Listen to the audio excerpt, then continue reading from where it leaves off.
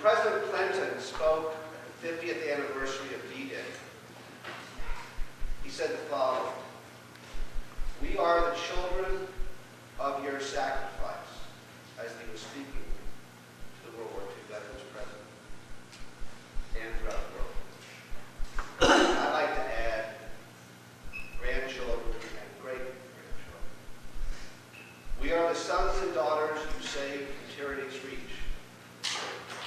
The most difficult days of your lives brought us 50-plus years of freedom. I started out World War II, if you remember, by telling you some brief things about the war. And my comments, which I'll short, include the following. More than any other war, it was a war of science. As you saw, the V-1s, the V-2s, the jet aircraft, eventually the subs, strategic bombing, and of course the atomic bomb. It was a war of cryptology, with ultra and magic and breaking of codes. It was a war of industrial power and might. Production of 85,000 tanks, 64,000 land craft, and 120,000 planes produced by this country. Nothing like it had ever been seen before. 1 or 2 ships a day off the production lines. But as I concluded, I said it was a war to be won by the Allied soldiers. And that could never be forgotten. On the British graves, if you remember the quote I said, on British graves, a lot of the gravestones are marked by the following. When you go home, tell them of us. Tell them for your tomorrow, we gave our today. The United States, the war lifted the nation out of depression. It redistributed income. It transformed the United States into a middle-class society from the depths of poverty of the Great Depression. And it certainly ended our isolation in the world. It is a pleasure to introduce to you 6 of these great men. There were 16 million men and women who served in uniform. I'd like to introduce you to these 6. Mr. Clarence, member of the Tuskegee Airmen of the United States Air Corps, flying combat missions over Italy and Germany, including the bombing of Berlin itself.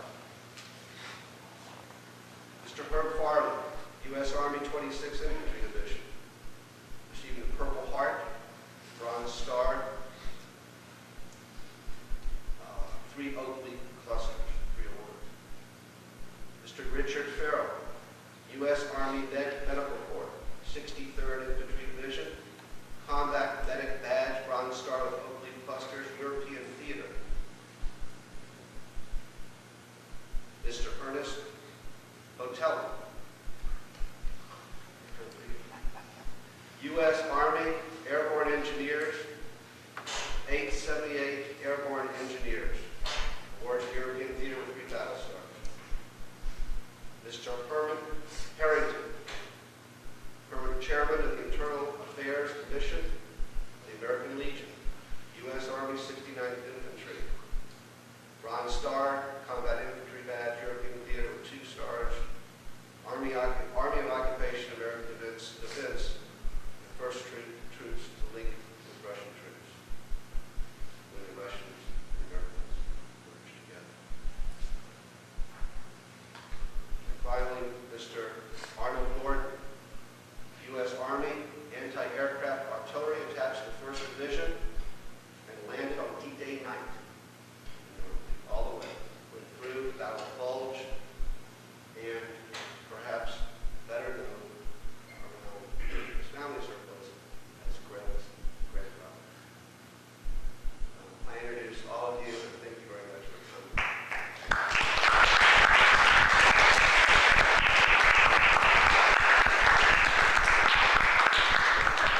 I'll ask each of the gentlemen to spend just a few minutes.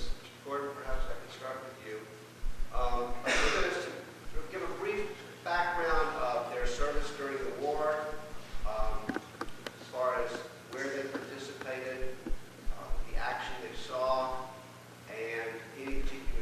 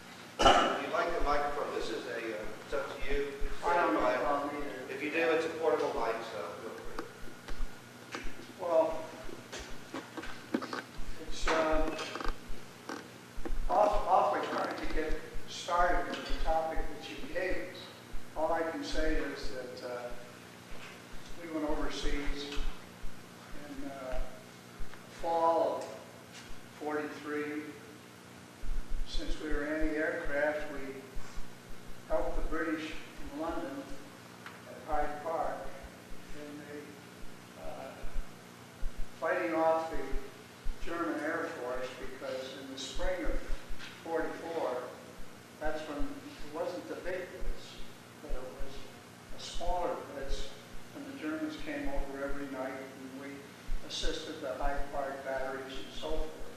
Then of course we got ready for D-Day.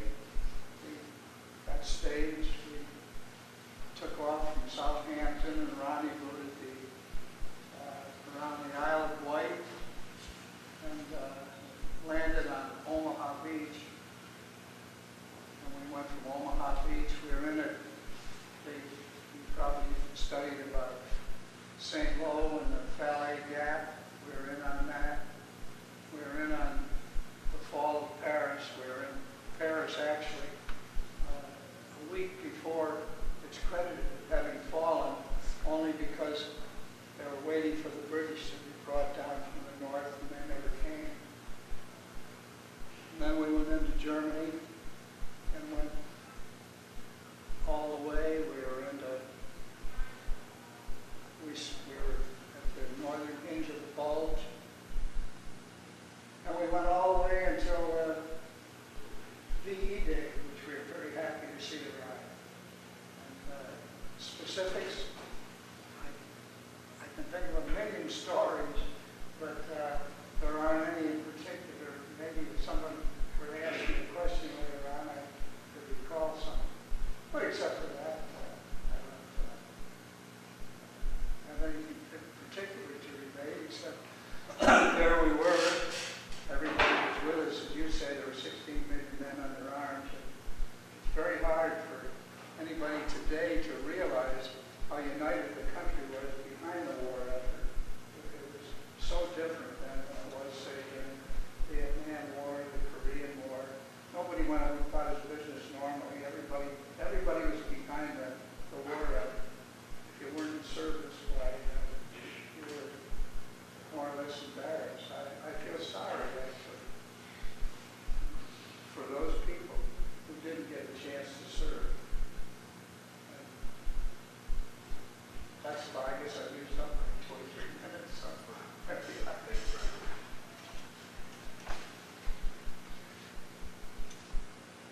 from the look from Dennis Frank, I guess it's my turn. He has a unique way of viewing people. I too served in the Army, in the Infantry, not through choice. Not many of us had much of a choice on what branch of service we were going to serve in or where we served in that particular branch of service. I went in much later in the war than Gordon did. We went in about up around St. Lo or St. Vith. St. Lo was a heavily combatant area. We went from there up to Malmedy, which was in Belgium, I believe, where the Germans had massacred some 150 to 200 American prisoners. And when we went by, the bodies were still there. They had cordoned it off with barbed wire so you didn't drive over them. They were well covered with snow. And they were waiting for people to come back and investigate this atrocity. From there we moved on up to the Rhine River, across the Rhine into Germany, Fort Reichstein, where I guess a ceremony took place at the end of World War I, and they conveniently pulled some of us back to participate in a preparative ceremony and the fact that American troops were then on German soil. We fought up through various cities, up to Leipzig, and finally to Torgau.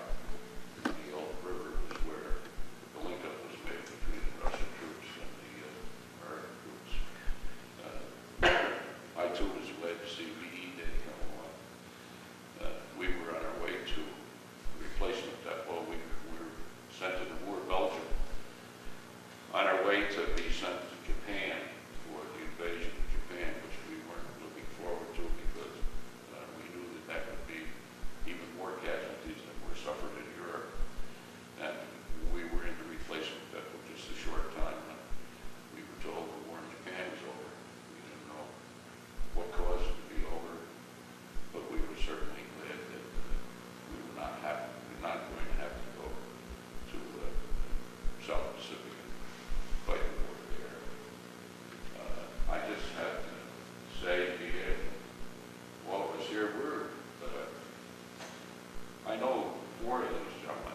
sit around talking about war stories, sharing experiences that we went through in World War II. Many of the stories that I've heard from people I know, I've heard for the first time here. I think the reason we were so interested in attending and talking to people of your age is that we just would like you to know what happened during World War II. The fact that it was perhaps the most horrendous thing that ever happened in the world. And there was not a person living during that era that was not touched by World War II. And those of us who served during World War II, you have to bear in mind that my portion of World War II was this little narrow area right in front of me as an infantryman. I didn't know what was going on until it was around me, but I knew what was going on in that little corridor in front of me. So we just like you to remember what happened during World War II, and that these gentlemen were all participants. Thank you.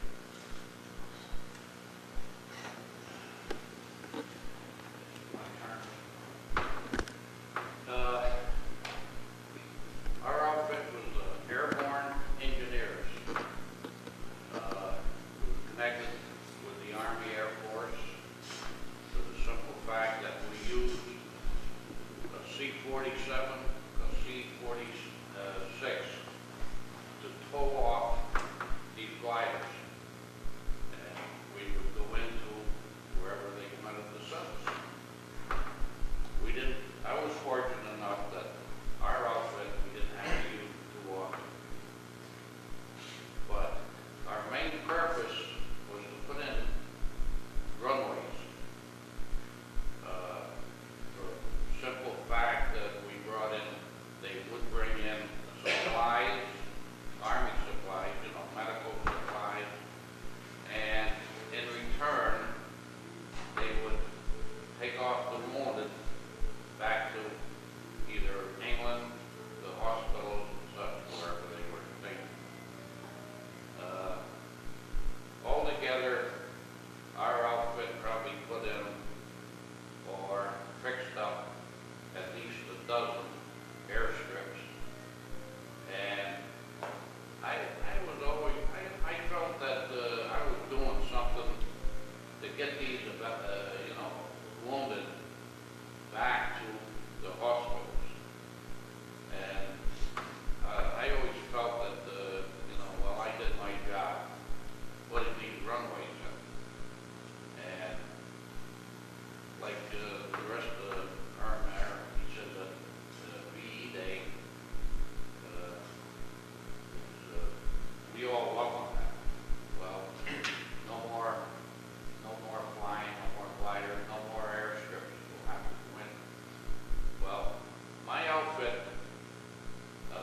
came home, and I transferred in to the 850th Heavy Engineers, Aviation Engineers, for the simple fact that a year before this, I met an English girl.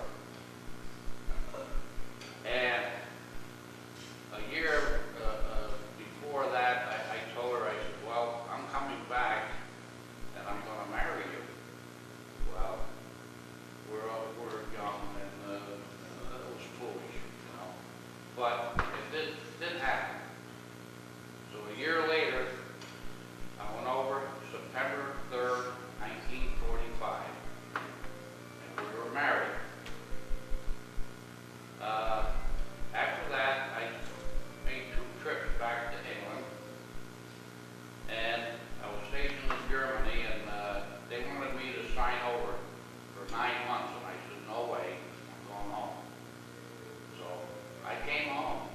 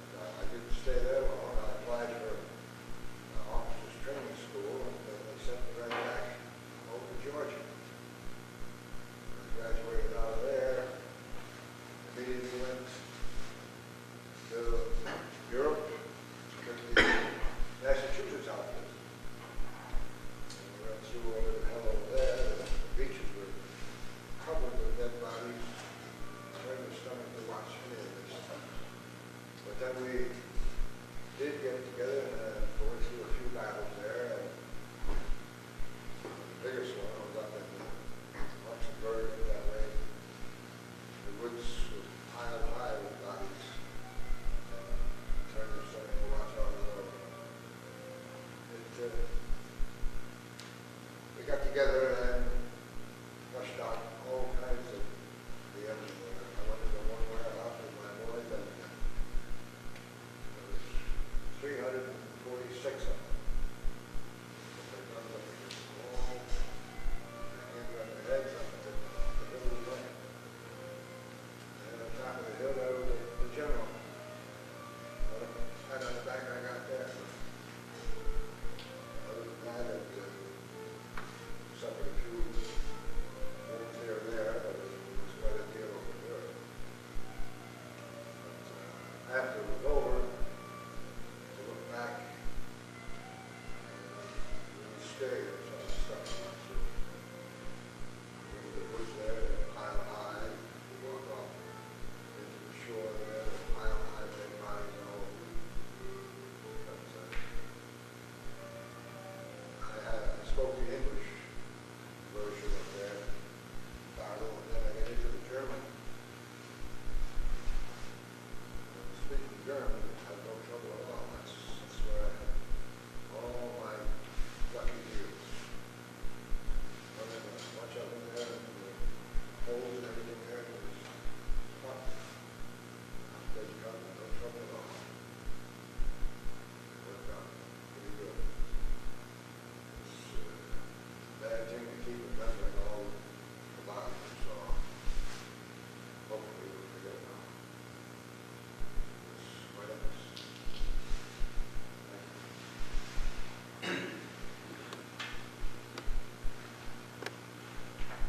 Well, as I tried to explain to Mr. Frank, I'd probably be here all day long if I started telling my story, because all of us here were children of the Depression. The Depression cost me my chance to go to college because leading up until the time Hitler invaded Poland and was the real start of World War II, this country was going, after the crash in 1929, this country was in dire straits.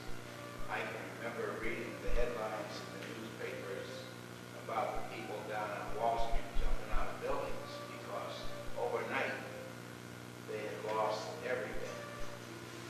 Well, this went on from 1929 up until 1941. My father worked for the railroad, and he had taken pay cuts over the years until finally he was down to $25 a week take-home pay. So when I talked to him about going to college, he wanted to go to RPI because they had an aeronautical engineering degree program at the time, and the tuition was $500 a year. He threw up his hands. He said, "No, I can't do that." So here I was, over a period of time after I graduated from high school. Well, there was actually nothing for anybody to do. Jobs were scarce. There were people selling apples on the corner. I don't know if you've studied that in your social studies, and I'm sure you probably have, about what dire straits this country was in. There were long soup lines, but when the war came along, that changed things for this country. It energized, as Mr. Frank mentioned, sort of an industrial revolution in this country. Prepare for the war.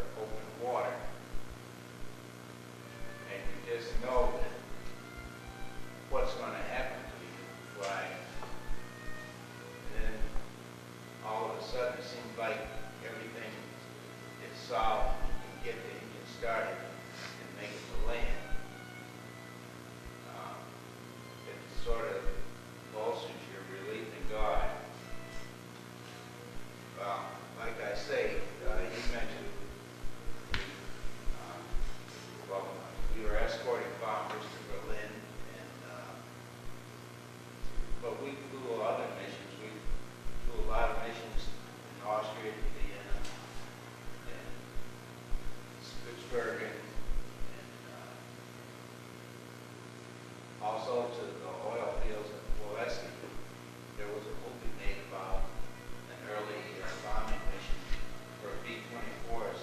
Tried to bomb the oil fields in Pulaski, and they made a navigational error, and they lost most of the flights there. But that was a really horrendous place because the Germans had the oil field ringed with about 3 rings of anti-aircraft guns, and when the flat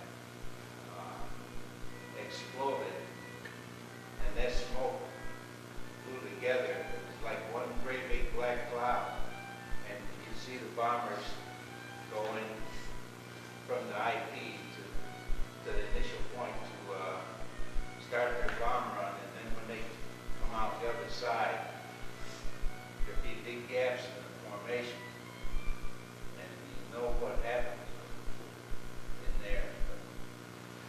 But, I don't want to get started on telling you these horrible war stories, but just to illustrate the force of these anti-aircraft guns that the Germans had. I've had my plane almost turned upside down just from the explosion. But when you get back to base, the mechanics dig the flak out of your airplane to see how jagged and ugly it is, because the shells were designed that way when they exploded to do as much damage as possible. But I finally came back, and they sent me back to Tuskegee as an instructor, and I stayed in service a few months after BE Day, and then I separated out, went to school, came back, got a job at GE, and stayed there until I retired. And that's part of my story, but I could be here all day if I went into any depth telling you what happened to me in my service. But I'll be free to answer any questions you want to ask. Thank you for your comments. I'd like to now open it up to any questions. Feel free to address them to anyone. Yes, how extensive was your training? Oh, it was very extensive for the time. Now, nowadays, if you go in the Air Force, it takes just about 2 years to train a pilot. And I guess it costs close to $200,000 more. Us, they train in, once we started flying, we were pilots in 8 months, flying fighters or airplanes. But the training, see, you flew every day, and the training was very intense. The washout rate was high.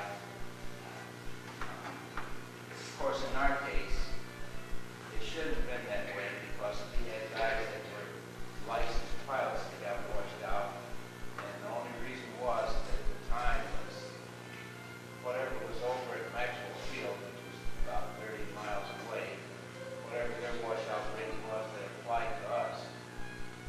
And so we had a lot of guys washed out that shouldn't have been more of us.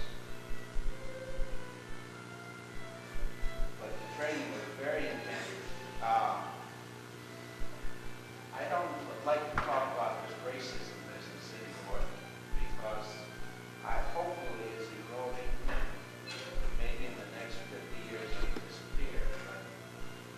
But in my comments early on, I mentioned about the opposition training us to fly, but basic training and advanced training, we had white instructors, and they never held back anything. They were very good, and I don't think they would have been able to do the job that we did if it wasn't for the fact that we got good training.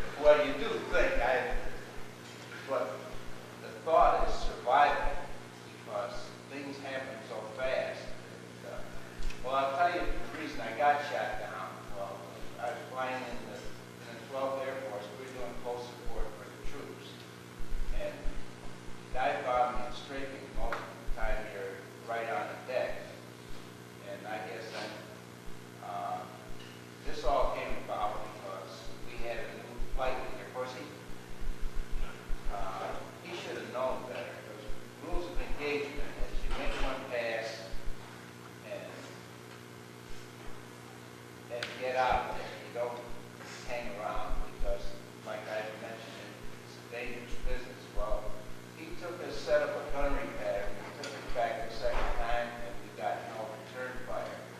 We were relieving some troops that had been run down by the Germans. And the third time he came back around, why, it was just like 4th of July. I'd never seen so much, well, of course, later on I did, but at this particular time, it seemed like the ground opened up. There were tracers meeting over the cockpit. The bullets hit my airplane, and finally there was a big wham up front, and the cowling started peeling off like somebody peeling a banana. Then there was another wham, a big hole opened up between my feet and the cockpit, another wham behind the cockpit.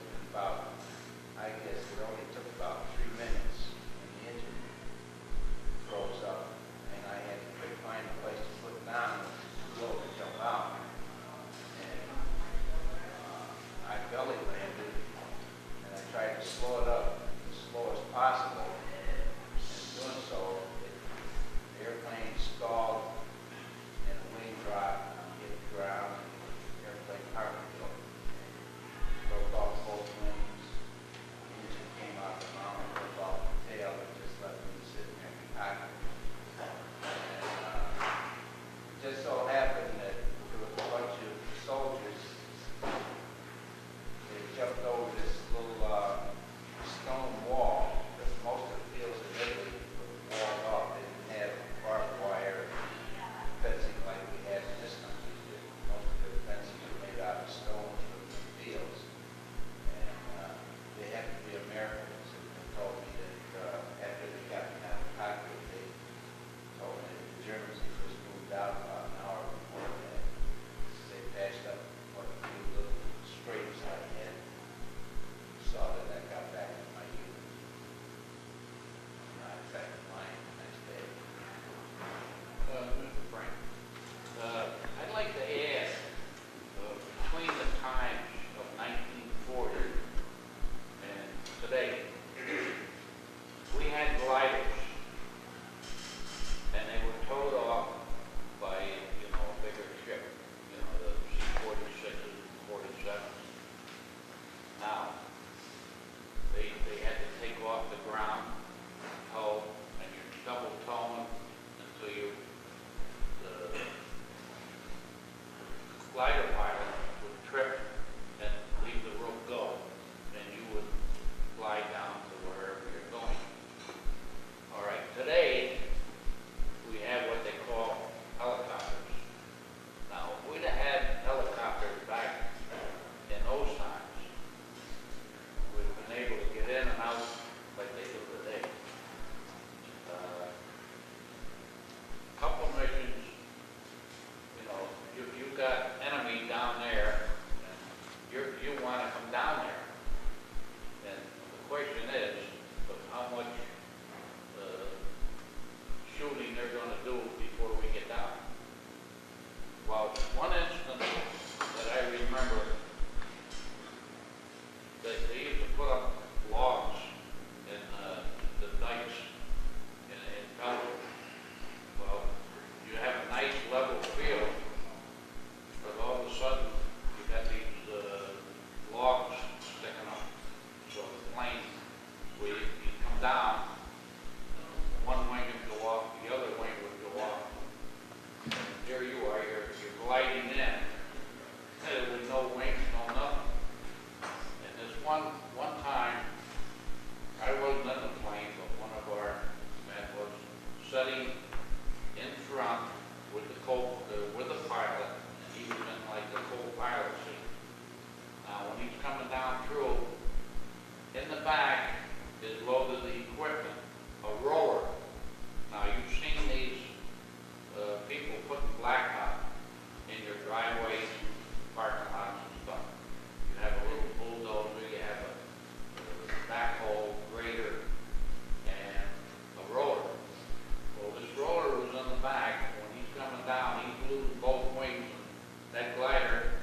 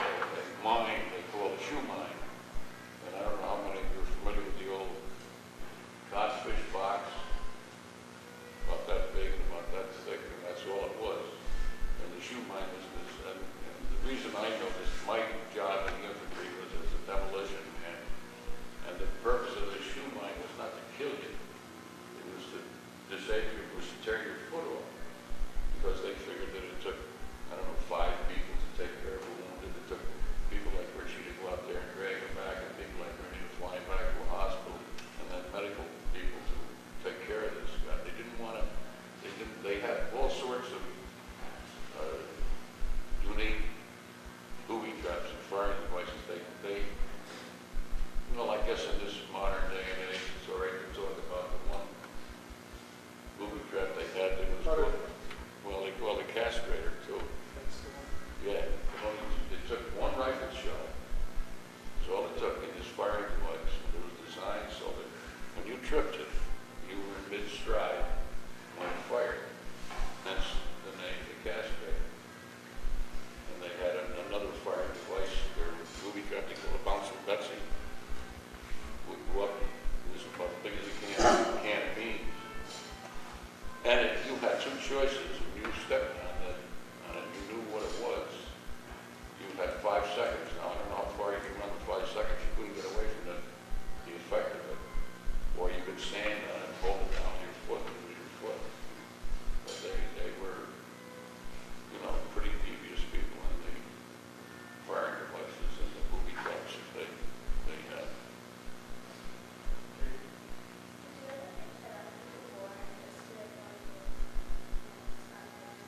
Did you ever get just fed up? Just say, I want to go home. Every day. I saw a tanker one time. We were moving up in a tank. And occasionally we would be able to die on a tank. And this one tanker, he had reached the point where he said he just wanted to go home. He got out of his tank. He says, I had enough of this. He got the car and shot himself through the foot. Well, that was a ticket home. I'll tell you a story. You say you want to go home. In order to get to England, you go by ship, right? And myself, I cannot swim. And I'm seasick for 7 days going to England, from New York to England. So all of a sudden, the ship that we're on is throwing these barrels, which were for submarines. My first thought was, this is it. I'm not even going to get to England. And like you know, right there and then, what am I doing here? I should be home. So that's the story. Can I throw in a question, Mr. Gordon? Could you describe to us your feelings, your knowledge, what was going on in your mind with people around you, and how much you knew about what you were about to engage in the day before, during, and right after D-Day? Well,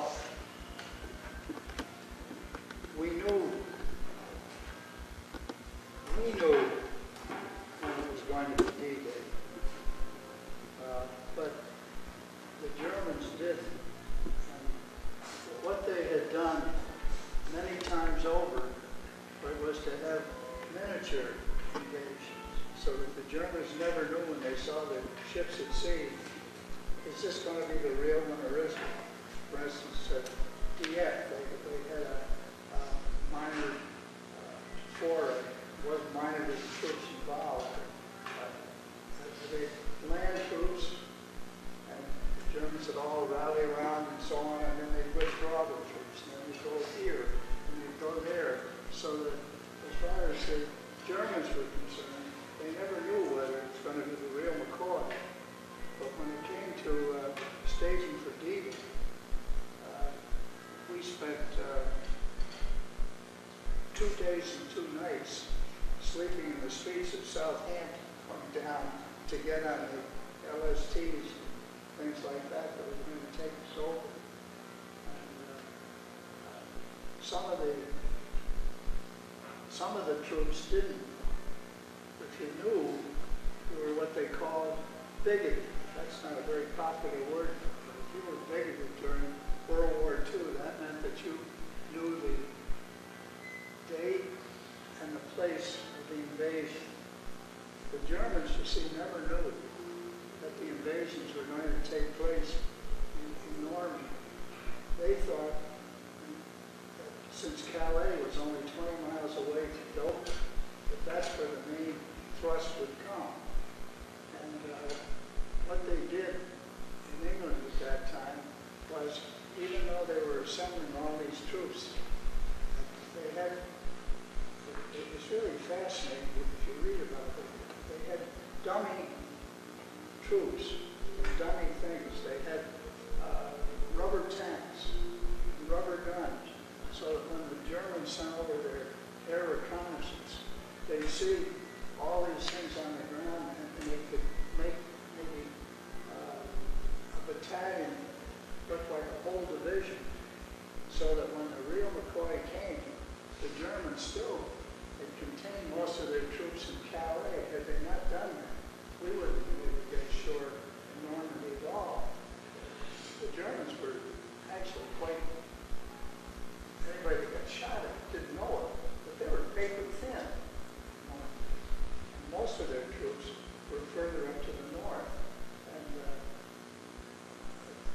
that was the whole theory of the invasions, operation they called Overlord, to kid them into thinking it was going to come someplace else. And if you ever had a chance to read anything about what they did in England at the time that the invasion was going on to kid the Germans into thinking that the main thrust was going to come someplace else.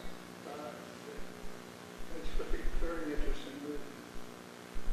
The day that you actually did, What what was it like right before you landed? like when we went in? Or right before you landed, what was it like right before you and your troops landed? There were bluffs, maybe 200, 300, 400 miles in, and that's where they had the Germans. And of course, we didn't go in the initial thrust at all. We were in later on, but while we're out at sea, we'd see ships that would hit landmines and be an explosion, and then the sea would be just as if it hadn't hit them at all. And the Germans were firing all sorts of stuff from the hills in there out to sea. So I think we might have lost maybe as many men out in the harbor that was formed as we did when we once got ashore, but you couldn't get them all ashore at the same time. Sarah?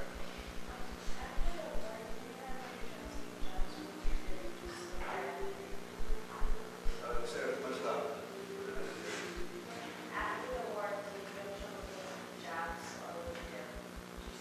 After the war, how was it like when you returned to the United States as far as your jobs, job employment opportunities?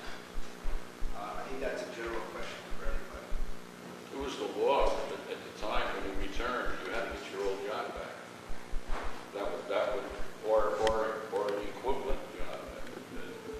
At the time I worked for General Electric when I went in service. When I came back, I could have had my job back, but it was downgraded considerably. It would have given me a job as a janitor, I think it was. And I decided not to go back to it, but to see what someplace else. And I think another part of the question, if I understood it correctly, was what was the attitude in the country when we came back? Was that part of it? I think I don't know if you're trying to relate it to Vietnam or what, but the people in this country were so glad to see us come back. We were just as glad to be back. And it was a constant reunion in your neighborhood. You would ask what happened to Dennis Frank. He went in the military with me, but he went in the Navy and I was in the Army. And he has not yet come home. Is he okay? And we would find out that maybe he had been wounded, he was in the hospital, but it was a feeling of elation, I guess, that everybody glad to see the servicemen back home, and the servicemen glad to be back home. Anybody else like to? Well,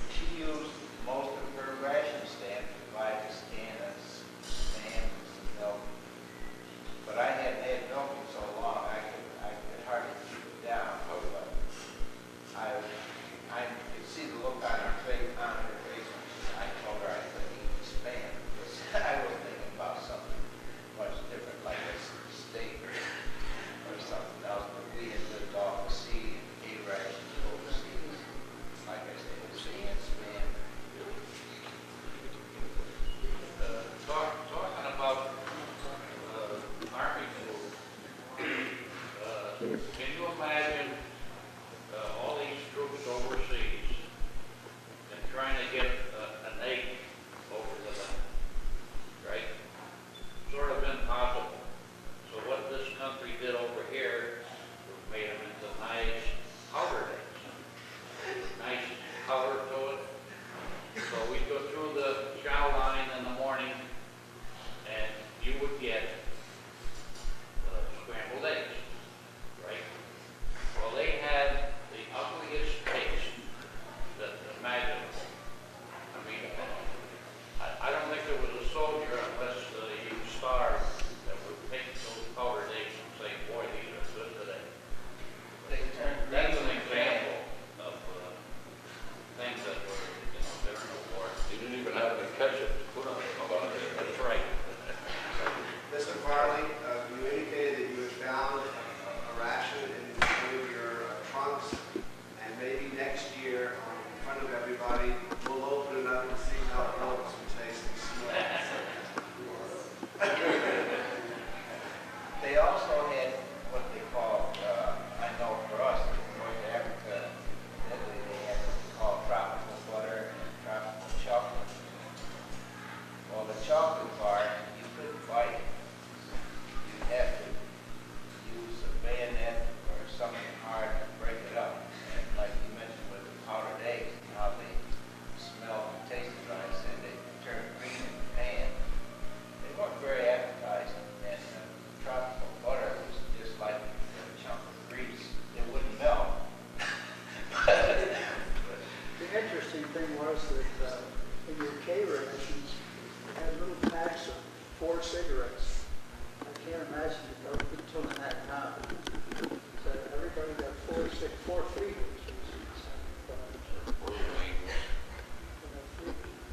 Chocolate turbos. That's your chocolate bar. You always had a chocolate bar in there too. And that was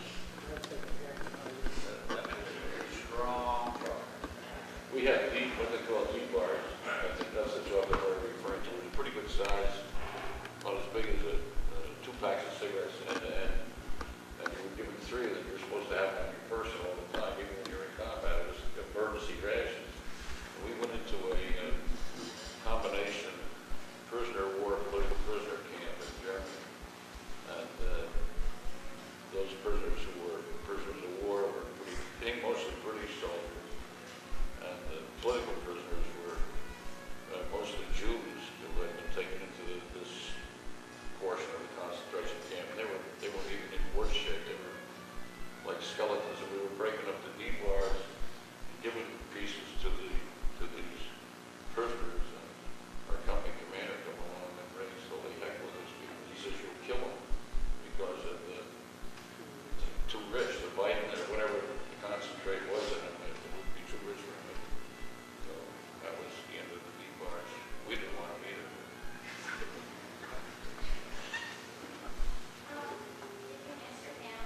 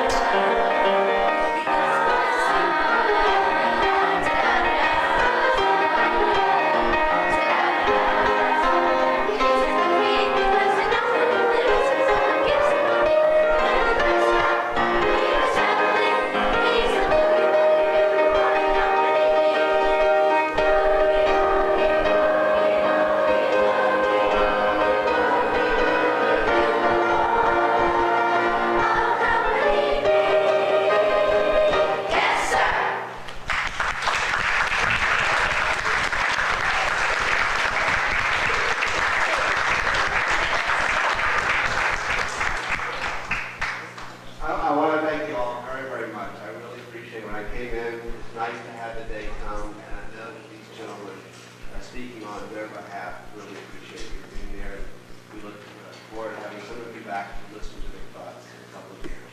Thank you, Mrs. Rice.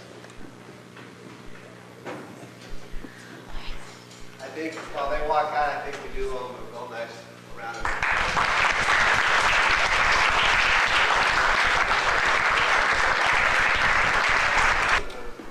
Any other questions that you want to ask? Brian? Mr. Dart, did you shoot down any planes? No, I didn't. In 1945, we switched over to B-51 flying long-range escort for the bombers. The German Air Force was just about, well, I wouldn't say it was non-existent, but they weren't as much of a threat as they had been from 39 on. Part of the reason was we did shoot down a lot of airplanes, my group did. But part of our commander, well, he was Colonel Davis at the time. See, let me explain about tactics. When you're covering bombers, well, this was the way it was early on. You'd escort the bombers to the IP, what they call the IP, initial point. And this is where the bombers would start their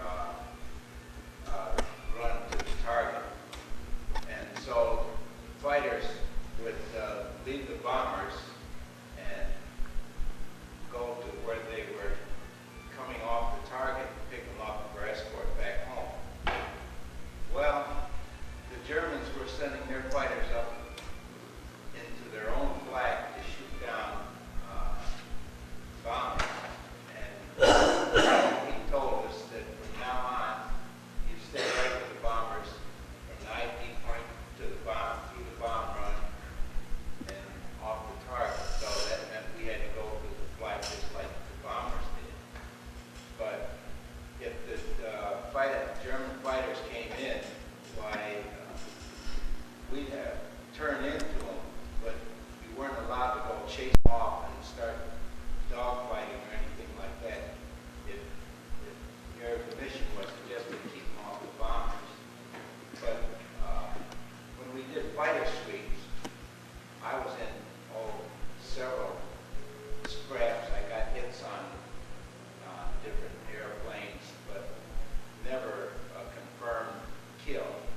But I got a lot on the ground in our straightening missions, because we did straightening missions in Poland and in Germany to beat up the German airfields. Because I remember we did some straightening in one German field, and when we left, there was nothing but a big cloud of black oil smoke where we think we destroyed close to 100 airplanes on one fighter sweep.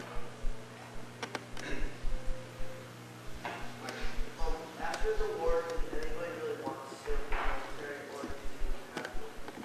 I did, but it was sort of chaos. You know, and everybody's coming back. And the military wanted to downsize, which is the buzzword for today. And they were deactivating people as fast as they could. But because I had only had a high school education at the time, I guess they, even though I had advanced to the rank of captain, I guess they just figured I wasn't regular Air Force material, regardless of my experience. So I got out and went to school, went to tech school, Ernest Technical Institute in Oakland, California. Came back, got a job at GE. Do any of you other like to comment about the question was, Michael, repeat that, about staying in the military after the war? Did you want to, or did you want to? I just wanted to get out myself. In my case, I found out that my wife was pregnant in